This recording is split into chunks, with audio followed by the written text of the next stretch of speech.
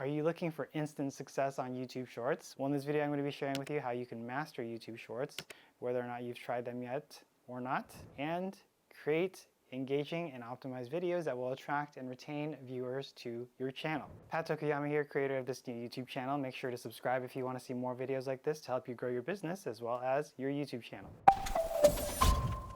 The first thing I wanted to cover was how to create captivating content. So the first step to mastering Shorts as well as YouTube in general is to create captivating content that hooks viewers and encourages them to take action, whether that's to continue watching a video that you've created or to subscribe and watch your other videos or videos that other people have created related to your initial video. So here are some tips on how to do that. The first thing is going to be to use eye-catching thumbnails. Thumbnails are the first thing that people see when deciding whether or not to watch your video. So if you can make sure that they're visually appealing and relevant to your content, complementary to your title, as well as the first 1 or 2 sentences in your description, those are the first 3 simple things that you can do to help people watch your videos. You can also use tools like Canva, for example, if you want to create something different from the default thumbnails that are pulled in YouTube when you make your initial upload. I'll link that in the description below. Another thing that you can do is incorporate trending topics in your videos. Trending topics are typically what people are talking about right now, which is why they're trending, and they can actually help you attract more viewers because of that.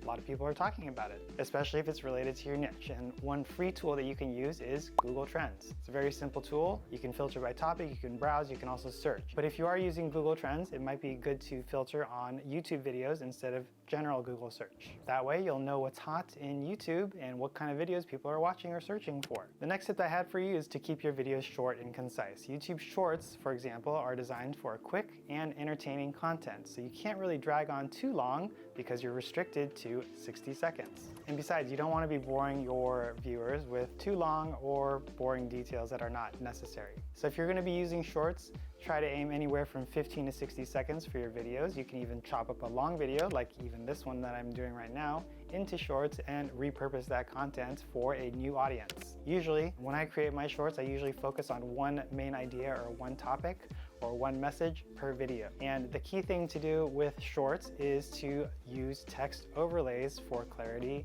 and emphasis. Text overlays can help to communicate complex or important points in your video, such as facts, statistics, quotes, or even tips. And they can actually even help you highlight key points or calls, or provide a call to action for the viewer to take after or even while they're watching your short. And you don't need any fancy tools to do this. You can actually use things like Capwing or InVideo, or things like Descript, as well as things like Adobe Premiere Pro or Final Cut Pro. I'll link some of those tools in the description. Last but not least is to include a strong call to action at the end of your video. Call to action is a prompt that tells viewers what to do, such as liking your video, sharing it, subscribing, commenting, or clicking a link. And a call to action can be very effective in increasing engagement as well as conversion rates, which means you got somebody to do something successfully, and help you build a loyal fan base.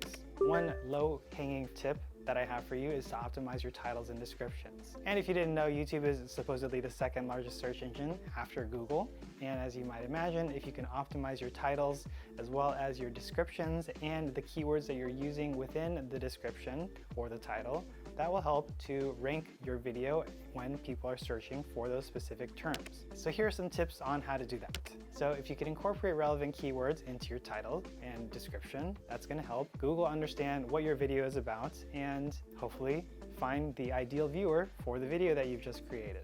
And there's a lot of different tools that you can use for keyword research specific to YouTube. So currently I use TubeBuddy. I've also used vidIQ. I'll link both of those in the description below. Not only help you to find relevant keywords for your niche and videos, but as well as different opportunities or things that you can target as you do research and figure out what it is that you want to create a video about. So now that you have your keywords, the other thing that you need to do is write concise and compelling titles. So usually less than 70 characters is a good ballpark estimate of how long your titles can be, because longer than that tends to get cut off, especially on mobile screens, which are relatively thin. And your title should be clear, catchy, and description of your content. Some things that can help to give your titles a boost include using numbers in the title, using the year in the title to make it relevant or current, using brackets or parentheses, and emojis, especially for shorts, to communicate emotion. That's why they're called emoji. I would also highly recommend not using clickbait or misleading titles, because that's going to end up disappointing or annoying your viewers, which is going to tell YouTube that that wasn't what they wanted to watch. And then that's not good for your video. Third tip here is to write clear descriptions. So for your video, you can also put in a little text description of the video, which can supplement what it is that your video is about, sort of serving as like a mini blog post, if you will. And this helps to let Google know as well what your video is going to be about. I usually like to include supplementary information or a little bit of background that I might not have covered in the video that I am publishing. And another highly recommended thing that you can do in the description, if your video is a little bit on the longer side, maybe beyond 5 minutes, is to include timestamps or chapters where somebody can just click on the section of the video, say like 2 minutes or 5 minutes, and it'll take them straight to that section if that's what they wanted to watch or know more about. Another bonus tip that you can do is to use hashtags. If you haven't seen hashtags on YouTube, basically they are the same thing as what you might see on Instagram. So it's the hashtag and then whatever keyword phrase. If you use these in your video descriptions, what can happen is if somebody's watching your video or somebody else's video and you have the same hashtag in each video, when they click it, your video will show up or their video will show up. So that's how it works. It's a great way to get additional visibility for somebody who is interested in the same topic of the video that you just created. If I do use hashtags in my videos, I usually just put 2 to 3 of the most important keywords that I'm trying to target. So maybe you can do the same. And the great thing about using hashtags in your videos is that you can actually track them in your YouTube dashboard in the analytics section. So you can tell whether or not certain hashtags are working to drive traffic or views to your channel and videos. And another very important consideration is to use captions and subtitles. So if you didn't know, when you are uploading your videos, usually YouTube will automatically caption or transcribe your video and generate subtitles for you based on what it is that you're saying. Sometimes it's not 100% correct. So if you want it to be 100% correct, you're gonna actually have to manually upload your own subtitle file, or you're gonna have to proofread it and fix it in the YouTube dashboard as you publish your video. Subtitles, as you can imagine, help to enhance the accessibility of your videos for people who are not listening with the audio on, or maybe just like to see subtitles. Maybe English is not their first language, for example. So the easiest way to do this, if you haven't done it already, is to enable automatic captions on your videos. It's one of the settings that you can find when you're uploading your video. That way the captions or subtitles will automatically be generated when you publish your video. And like I said, as you might imagine, automatic captions or transcriptions are not going to be 100% accurate, so it's a good idea to proofread it if that's something that's important to you. I always proofread it. No, I don't always proofread it, I confess. And if you have a global audience, one thing that you can also consider doing is translating your captions or your transcription so that you can reach viewers who speak a different language. And another tip is to promote your videos on other platforms. So you might have seen people cross-posting their TikTok videos on YouTube Shorts or your YouTube Shorts on TikTok videos, and that's why you see the watermarks of each respective brand, maybe the YouTube Short logo versus the TikTok logo, so that those brands can sort of promote themselves as people cross-promote on different platforms. And it's a good way to get additional views on your videos. You're leveraging your content in multiple ways on different platforms, reaching different audiences, which can all help to contribute to not only your channel's growth, but your business's growth as well. So I typically post my YouTube videos on Facebook, both as a regular video and also as a reel. I do the same thing on Instagram with reels there, and then TikTok videos. So that's usually the way that I repurpose my video content on social media. Another great way to repurpose your video is to post it there, which is going to help to not only create content for your website, but also help from a search engine optimization perspective by creating relevant content for your website. And when you do that, it might show up in Google search when somebody's searching for something, as well as YouTube. Another thing that I have also done for my YouTube channel is to leverage the community tab, which you may have participated in if you're a regular user of YouTube, or if you are just getting started with YouTube, you didn't know about it. There is a community tab on your channel page where you can actually interact with people who come across your channel. It's a great way to take polls, to learn more about people who watch your videos.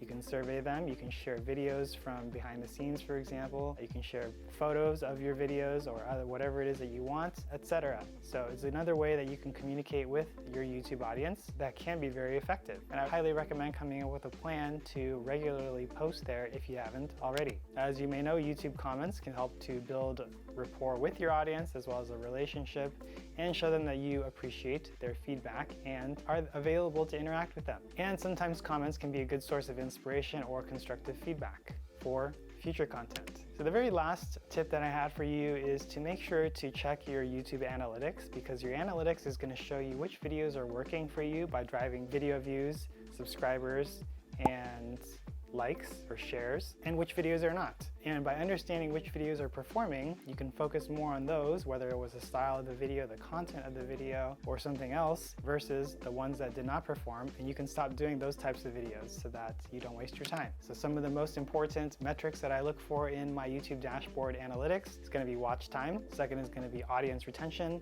Maybe I spent too much talking about something and then people started to stop watching the video, and you'll see that drop off. And then you can understand how to prevent that from happening again next time. The third thing that I always look for in my YouTube analytics is the click-through rate. So that's going to tell you whether or not a thumbnail is performing. So as you might imagine, the higher click-through rate, the better. And one of the ways that I experiment and optimize my click-through rate is by using TubeBuddy's A/B testing feature. TubeBuddy has a feature where you can compare one thumbnail versus another thumbnail on a video, and then it'll automatically select which thumbnail has a higher click-through rate. And that's the main reason that I signed up for TubeBuddy in the first place. So if you want to do that for your videos, give it a try. Free trial link in the description. So once you have those metrics, you can identify which thumbnails are performing well, which videos are performing well, and rinse and repeat. So those are some of my best tips, having been on YouTube since 2018, which is almost 5 years at this point. Hopefully that helps you if you're just getting started, or if you've been on YouTube for a while. Sometimes it helps to hear things a second time, or maybe from a different person to remind you what it is that you can do or should do differently. So that was everything I had for today. If you like this video, give me a thumbs up. If I missed anything, send me a comment below. Subscribe if you want to see more videos like this, and